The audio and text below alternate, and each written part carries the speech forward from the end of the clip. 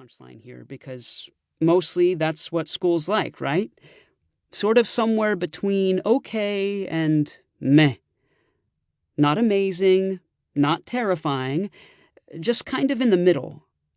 Hey, maybe that's why it's called middle school? Har, har, har. 3. Junior. Dogs make everything better. Everyone should have a dog. In case you haven't been keeping up with things, and if not, why? My dog's name is Junior. I know I'm biased, and you probably think your dog is the best dog of all time, but I'm here to tell you that you are just plain wrong. Junior is the best dog of all time. That's all there is to it. 4. I was doing some seriously awesome art. I was filling my sketchbooks with a heap of new stuff. Not all of it during class, I swear. I hadn't shown them to anybody yet, but I thought they were looking pretty good. Great stuff, eh? Did you like that part where I became president of the United States and invaded Pluto? You did? Busted! There was no part where I became president of the United States and invaded Pluto. Now go back and listen to the list properly. So, yeah. All in all, life in Hills Village wasn't too bad. I was just bored, and that made me annoyed because I hate being bored. I mean, who likes it, right? But I couldn't do anything about it, and that was the real crummy part. Chapter 3. Pushing the Envelope. Hi, honey. How was school? Mom asked when I came home. She was standing with her back to me, making pancakes, which filled the kitchen with the smell of, well, pancakes. I shrugged and dumped my backpack by the door. Then Junior barked and jumped up for me to pet him. He was a good distraction from having to answer Mom. I bent down and scratched him behind the ear. He rolled onto his back. His tongue drooped out of his mouth. "Who's a good boy?" I asked, rubbing his belly.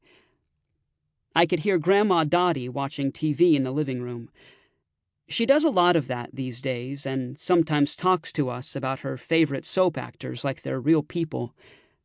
I've tried pointing out that they're not real, but now I just nod and agree with whatever she says. There was no sign of Georgia. She was probably up in her room, arranging the world's biggest collection of stuffed animals. Georgia's got a lot of stuffed animals. Sometimes I think she'll go into her room and we'll just lose her in the crowd. "Oh, I almost forgot," Mom said. "You've got a letter." On the kitchen table was an envelope. It was propped up very suspiciously against a potted plant. I sat down and looked at it like it might explode. The envelope, I mean, not the potted plant. Suddenly, Mom having her back to me took on new meaning. Did she already know what was in the envelope? Were the pancakes to soften the blow of bad news? I wondered if Principal Stricker or her evil minion Vice Principal Stonehouse had secretly signed me up for some other fiendish punishment. Coal mining in Alaska, or cleaning the inside of a Ukrainian radioactive fuel dump using only my tongue. Mom turned around and waved her spatula at the envelope. "What's it say?" I picked up the envelope.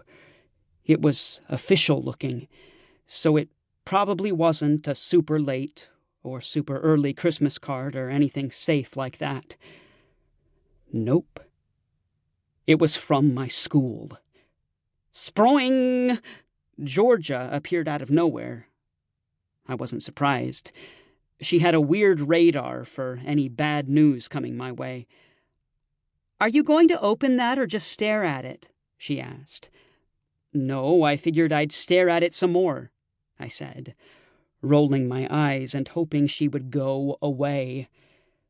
Georgia didn't go away. She kept snooping in my business, looking at the letter.